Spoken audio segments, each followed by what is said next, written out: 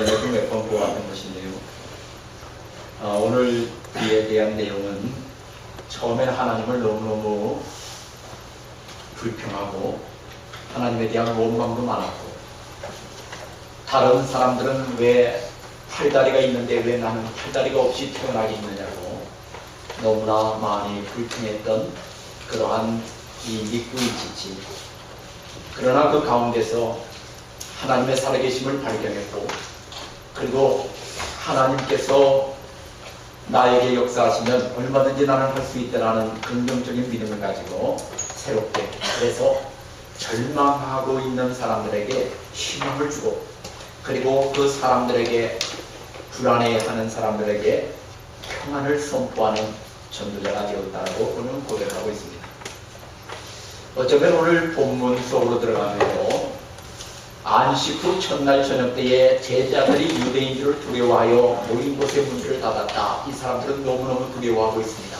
왜냐하면 지금 너무나 다른 상황이 전개되었기 때문에 그렇습니다. 정말 예수님이 제자들과 함께 예루살렘에 입성할 때까지만 해도 너무나 좋았던 상황이었습니다. 모든 사람들이 다 같이 나와서 옷을 길에다 펴고, 그리고 종려나무 가지를 꺾어서 호산나 다윗의 자손이요 이제 우리를 구원해달라고 하면서 수많은 인파가 예수님을 맞이해 주었습니다. 뒤따라가던 제자들도 그 좋은 상황 속에서 행복했을 것입니다. 그렇지만 얼마 가지 않아서 순식간에 상황은 돌변하고 말았습니다. 성난 사람들은 예수님을 십자가에 못 박으라고 아우성치기 시작을 했고, 심지어 살인하고 강도 짓을 했던 바라바를 도와주고 이 예수님은 십자가에 못 박도록 고함을 지르기 시작합니다. 상황이 갑자기 돌변하는 모습을 보면서 이들은 좌절과 또 실망과 두려움에 빠지게 되었습니다. 그래서 그들은 집에 돌아가서 문을 걸어 잠그고 사람들이 찾아올까봐 두려워 떨고 있는 것입니다. 부활하신 예수님은 이렇게 바로 두려움에 떨고 있는 자들에게, 불안과 초조와 실망 가운데 있는 자들에게 다가가셔서 평강이 있을지어다 라고 선포하시는 주님이십니다. 어쩌면 이스라엘 백성들이 주례로 받을 때의 상황도 그렇습니다. 그들은 400년 동안 애굽에 종살이 하다가 이제 정말 하나님이 인도해 주시는 모세와 아론을 위시로 해서 그들은 그 강야로 나오게 되었습니다. 정말 그 가나안 땅을 생각할 때마다 그들은 기분이 좋았습니다. 그렇지만 하루, 이틀, 1년, 2년, 40년 동안을 강야를 뱅뱅 돌다 보니 그들의 마음속에는 너무 실망과 좌절과 두려움이 임하기 시작을 했습니다. 그래서 그들은 옛날에 애굽으로 돌아가겠다고 고함을 지르기도 했습니다. 애굽의 그 고기가마 옆에 있었을 때가 진짜 좋았다라고 얘기하기도 합니다. 그러나 늘 하나님을 바라보았던 모세는 좀 달랐습니다. 백성들은 새로운 멋진 상황을 요구했지만 하나님은 백성들이 먼저 하나님을 경외하며 하나님을 인정하는 자리까지 오기를 원하셨습니다. 오늘도 어쩌면 제자들에게 주님이 원하셨던 것은 상황을 바꾸는 것이 아니라 상황을 이길 수 있는 믿음을 주시기를 원하셨던 것일 수 있습니다. 정말 오늘 우리에게도 여러 가지 상황들이 끊임없이 다가옵니다. 예기치 않은 상황들이 다가옵니다. 정말 생각하기도 싫었던 그런 상황들이 다가올 때가 있습니다.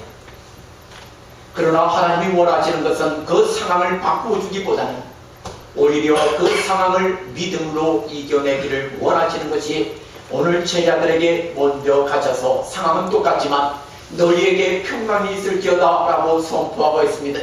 죽음의 권세를 깨뜨리시고 승리하신 주님께서 이제 너희도 나고자가 아니라 실패자가 아니라 정말 불안과 초조에 떠오는 자가 아니라 너희는 모든 사람을 살리는 능력자라고 주님은 선포하기를 원하시는 것입니다. 오늘 이제 하나님을 믿는 자들은 어떤 상황에도 주님을 바라보며 일어서기를 원하고 계십니다. 상황만 바라보는 사람들에게는 실망과 좌절과 두려움이 끊임없이 다가오게 되어 있습니다. 왜냐하면 상황은 수시로 바뀌기 때문에 그렇습니다. 어제 저녁부터 비는 굉장히 많이 내렸습니다. 이 비가 언제 그치려나 했는데 오늘 아침에는 활짝 기었습니다. 이처럼 시시각각으로 변하는 상황, 또한 사람들의 마음도 그렇게 변하게 되겠지요. 오늘 영상을 보았던 닉 부이치치로 사람들을 볼 때마다 상처를 받았습니다. 왜 저들은 팔과 다리가 있어서 농구도 하고 공도 찰 수 있는데 나에게는 팔과 다리가 없는 것일까? 그런 절망 가운데서 나를 이 땅에 태어나게 하신 하나님 앞에 원망을 하기도 했었습니다. 그렇지만 그 상황 속에서 하나님의 놀라운 섭리와 계획을 발견하기 시작했습니다. 바로 절망 가운데 있는 수많은 사람들, 오늘날 먹을 것 때문에 고민하지 않는 이런 시대에도 우울증으로 방황하는 사람들이 얼마나 많습니다. 이러한 사람들에게 용기와 소망을 주기 위해서 나에게 팔과 다리가 없는 가운데서도 일어나기를 원하신다라는 그 하나님의 엄청난 메시지를 발견하고 이 닉 부이치치는 이제 정말 많은 사람들에게 용기와 소망을 주는 진정한 전도자가 되어 있습니다. 오늘 저와 여러분에게도 우리 부활하신 주님께서 우리에게 다가오셔서 정말 제자들처럼 상황을 바라보며 여건을 바라보며 내 자신을 바라보며 한탄하며 좌절과 두려움에 빠져있는 우리에게 오늘도 내가 너와 함께 하리라고 말씀하시며 죽음의 권세를 깨뜨리고 부활하신 주님께서 장차 우리에게도 영원한 하나님의 나라를 너에게 주실 것이라고 말씀하고 있는 것입니다. 똑같이 어려운 상황이 벌어져도 이 평강을 어디에서 찾느냐에 따라서 달라지는 것입니다. 이스라엘 백성들은 하나님을 섬기는 백성들이었습니다. 그렇지만 골리앗이라는 그 블레셋 장수가 나타났을 때 그들의 평화는 순식간에 깨어져 버렸습니다. 왜냐하면 이 골리앗을 처리할 사람이 없었기 때문입니다. 그들은 하나님보다 골리앗이 더 크게 보이기 시작을 했습니다. 그들의 마음속에는 두려움이 찾아오기 시작을 했습니다. 이제 우리가 장차 블레셋에 종살이하는 것은 아닌가 걱정이 태산입니다. 그러나 이러한 상황에서도 믿음의 사람 다윗은 하나님을 바라보기 시작을 했고 결국 그 상황에서 하나님의 도우심으로 그는 그 거대한 골리앗을 무찌를 수가 있었던 것입니다. 모두가 불안에 떨고 있는 가운데서 당당하게 큰 소리를 치며 달려갔던 이 다윗은 바로 하나님의 사람이었습니다. 오늘도 여러분 우리가 어떤 상황을 보느냐에 따라서 우리는 그 상황의 포로가 될 수도 있고 좌절할 수도 있습니다. 그렇지만 여러분 그 상황에 따라서 움직이기 시작을 하면 여러분 그 상황은 언제 어디 있어든지 항상 변할 수 있다는 것을 기억해야 합니다. 그러나 여러분 더 중요한 것은 바로 주님이 나와 함께 하시고 그 부활하신 주님께서 오늘도 우리가 그 가운데서 일어서기를 원하신다는 것을 말씀하고 있다는 걸 기억해야 합니다. 문제를 바라보느냐 하나님을 바라보느냐 여기에서 두려움을 계속 가지고 사느냐 두려움에서 벗어나느냐의 판단이 되어진다는 것입니다. 그러므로 여러분 이제 상황을 바라보십니까? 상황을 바라보지 마시고 상황을 바꾸어 주시는 아니 상황 가운데서도 이기게 하시는 부활하신 주님을 바라보시며 평강이 있을지어다 선포하신 그 주님을 나의 주님으로 내 마음에 깊이 모시기를 주의 이름으로 축원합니다. 정말 여러분 이 주님이 함께 계신다면 우리는 어떤 절망 가운데 있을 때에도 괜찮을 것입니다. 저 북한에는요 지금도 지하에서 생명을 걸고 예배를 드리고 그리고 예수 믿는 사람들이 너무나 많습니다. 그들에게는 죽음도 두렵지 않습니다.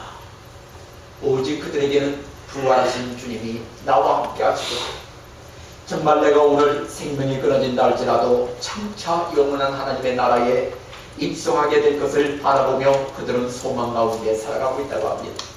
오늘 여러분에게 다가오는 상황들, 또 여건들, 여러분 이런 것들을 바라볼 때마다 좌절과 두려움과 실망이 다가온다는 걸 기억하시고, 오늘도 여러분 묵묵히 살아계신 하나님, 능력의 하나님을 바라보시기를 주의 이름으로 축원합니다. 또한 오늘 이 제자들이 이렇게 두려움에 빠져 있었던 이유는요, 가장 기대하고 믿었던 예수님에 대한 실망입니다.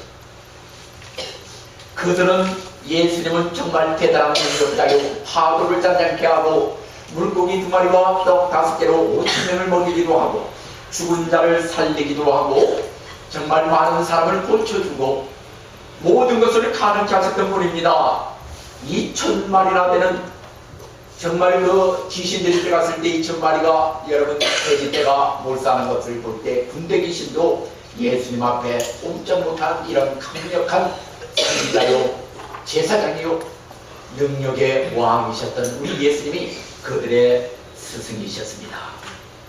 그래서 그들은 이 예수님을 따라다니는 것이 너무 행복했습니다. 조금 그들이 정말 주님 앞에 다가가는데도 많은 사람들이 비웃고 조롱했습니다. 너희들이 어부 출신에 예수님 따라다닌다고 무엇이 달라질 것이 있겠느냐. 아마 많은 사람들이 지식도 없는 주제에 아마 이렇게 비웃음과 조롱을 했을 것입니다. 그러한 핍박과 고난이 있을지라도 그들은 주님이 함께 하셨기 때문에 그 고통을 이겨나갈 수가 있었습니다. 언젠가는 주님의 다이나믹한 능력 앞에 저들도 무릎을 꿇고 주님을 경배하며 그리고 로마의 속국에서 벗어날 날을 기다리며 내일을 향해서 달려가고 있었기 때문입니다. 내일을 바라보는 자는 이렇게 소망을 가질 수가 있는데 그 내일에 대한 주인공이 바로 예수님이셨습니다. 그래서 그들은 정말 어렵고 힘든 상황에도 믿고 의지하던 그 주님을 바라보면서 달려갔습니다. 그러던 어느 날 주님은 십자가에 못 박히고 머리에 가시멜만 쓰시고 힘없이 말 한번 제대로 못하시고 호려가시던 주님의 모습은 어디로인지 가버리고 힘없이 십자가에 매달려 죽으시는 자기의 스승의 모습을 목격합니다. 제자들은 너무나 실망했습니다. 이 제자들의 실망에 담긴 그 내용을 누가복음 24장 18절 이하에는 이렇게 엠마오로 내려가는 두 제자에 대한 이야기로 주님이 말씀하십니다. 엠마오로 내려가는 두 제자를 주님이 만나셨어요. 얘들아 하면서 주님께서 그런데 두 제자가 예수님을 몰라봅니다. 그러면서 지금 어떤 일이 있고 어디로 가느냐라고 얘기했을 때 우리는 그분이 말가일에 능하신 선지자로 이스라엘을 구원할 자라고 생각했다 이렇게 얘기하죠. 그런데 대제사장과 관리들이 그를 십자가에 못 박았다. 그런데 오늘 사흘째가 됐는데 어떤 여자들이 무덤에 갔다가 시체는 없고 천사가 살아났다고 하더라. 이런 이야기를 전하게 되어지죠. 여기에서 이 엠마오로 내려가는 두 제자의 모습을 보면서 우리에게 주는 것 하나가 뭐냐. 이 제자들마저도 정말 영원한 하나님의 나라에 대한 소망보다는 이 땅에서 주님의 강력한 역사가 일어나기를 원했다라는 것입니다. 제자들은 그렇게 믿고 따랐던 예수님이 십자가에 힘없이 고통 가운데 돌아가시는 모습을 바라보면서 정말 너무나 실망하고 너무나 좌절하고 두려움 속에 그들의 모든 것이 무너졌습니다. 이렇게 때로는 우리가 사람에 대한 기대가 무너졌을 때도 두려움이 옵니다. 이스라엘 백성들이 사무엘에게 요구하여 열방처럼 강력한 왕 사울왕을 선출했습니다. 왜냐하면 이제 우리에게도 왕이 있어서 어떤 조건이 침입하더라도 왕이 나서서 해결을 드리고 사울왕을 선출했던 것입니다. 그런데 이 사울왕은 골리앗이 앞에 나타났는데도 나가서 싸울 생각을 안 해요. 오히려 겁이 나서 나타나지도 않아요. 사울왕에 대한 기대가 산산조각이 나버렸습니다. 그래서 그들은 정말 실망과 두려움 속에 사로잡혀 있었습니다. 40일 동안이나 골리앗이 나타났는데도 그 골리앗 앞에 나서서 넌 누구냐? 감히 하나님의 사람들을 이렇게 무시하는 너는 누구냐? 라고 나타날 구원자가 있어야 되는데 아무도 없다라는 거예요. 그럴 때 왜 우리가 왕을 뽑았나? 왕에 대한 그 기대감이 무너지면서 이스라엘 백성들은 두려움에 휩싸이게 되었던 것입니다. 바로 이때 하나님의 사람 다윗이 나타나 골리앗을 해결하자 그들은 바로 사울 왕에 대한 기대가 무너졌지만 새로운 다윗이라는 그 왕에 대한 기대가 막 살아나기 시작을 합니다. 그래서 정말 다윗은 만만이요 사울은 천천히라 이렇게 말씀했던 것이죠. 이처럼 오늘 우리에게도 나라로 보면 믿었던 대통령 그리고 위정자들 국민의 대변자 국회의원에 대한 기대가 무너졌을 때 실망과 두려움이 다가오고 교회로 보면요 믿었던 목회자에 대한 기대가 무너지고 목자에 대한 기대가 무너지고 직분자에 대한 기대가 무너지고 각 기관장들에 대한 기대가 무너졌을 때 우리는 실망과 좌절과 두려움을 경험하게 됩니다. 이렇게 사람에 대한 기대가 무너질 때가 종종 있습니다. 내가 생각했던 그분은 이런 분이 아니었는데. 그러나 여러분 사람은 항상 변할 수 있습니다. 아무리 믿음 좋은 사람이랄지라도 아브라함도 2번이나 목숨 때문에 자기 아내를 누이라 속였고요. 다윗도 그렇게 하나님과 합한 자였던 그가 바로 우리아의 아내 밧세바를 누린 순간에 넘어졌습니다. 사람에 대한 기대는 여러분 항상 산산조각이 날 수도 있다는 것을 이야기하고 있습니다. 여러분 그래서 우리 예수님의 경우에도 한번 보게 되면요 우리 예수님은 제자들을 많이 둔 것도 아닙니다. 그 수많은 사람들 가운데 12명을 선택하셔서 이 12명을 3년 반 동안이나 함께 생활하며 함께 가르쳤습니다. 그런데 그 제자 가운데 수제자라고 하는 베드로는 예수님을 3번이나 모른다고 부인하였고 마지막 12번째 제자 가룟유다는 은 30에 자기 자신을 팔았고 그리고 나머지 제자들도 그 잡혔을 때 다 도망가 버리고 말았습니다. 정말 여러분 만약에 예수님께서 제자들을 바라보았다면 신앙이 이만저만이 아니었겠지요. 슬픔과 좌절과 두려움이 밀려왔겠지요. 그렇지만 우리 예수님은 아버지 하나님을 바라보기 시작합니다. 아버지 하나님께 초점을 맞추기 시작합니다. 왜냐하면 그분은 변함이 없기 때문입니다. 사람은 변해도 하나님은 변함이 없으십니다. 사람은 능력이 없지만 하나님은 능력이 있으십니다. 그래서 십자가상에서 사랑하는 제자들을 바라보며 너희가 이렇게 할 수 있겠느냐라고 묻지 않으셨습니다. 사랑하는 사람들에게 너희가 나를 위해서 기도해달라고 얘기하지 않았습니다. 우리 예수님은 십자가상에서 아버지 하나님을 바라보며 아버지요 저들이 하는 일을 알지 못하고 죄를 짓습니다. 저들의 죄를 용서해달라고 아버지 하나님께 기도하기 시작을 했고 엘리 엘리 라마 사박다니 나의 하나님 어찌하여 나를 버리셨나요? 그 엄청난 고통 속에서 하나님 앞에 절규하기 시작을 했고 내가 오늘 나와 함께 땅에 있으리라 바로 옆에 있는 한 강도를 아버지의 품에 안기는 그 구원자의 사명을 감당하셨다. 보라 아들입니다. 여자여 보소서 아들입니다. 내 어머니라 라고 이렇게 얘기를 하면서 바로 하나님의 아들로서 사명을 감당하고 간다는 것을 어머니에게 보여주셨다. 그리고 목마르다고 외치시고 그리고 다 이루었다고 말씀하시고 내 영혼을 아버지 손에 부탁합니다 라고 이렇게 7마디의 말씀을 하시고 운명하셨습니다. 하나님을 바라보았기에 두려움에 벗어나 정말 평강을 누리며 그 죽음에서 3일 만에 부활하신 우리 예수님의 모습을 보게 되는 것입니다. 여러분 다윗의 경우도 그렇습니다. 다윗은 사랑하는 아들이 있었습니다. 바로 압살롬이라는 아들이에요. 이 압살롬이라는 아들은 너무나 잘생기고 정말 출중한 아들이었던 것 같습니다. 그런데 이 압살롬이 자기 여동생 그 다말을 강제 추행한 그 배다른 형 암논을 죽여버렸습니다.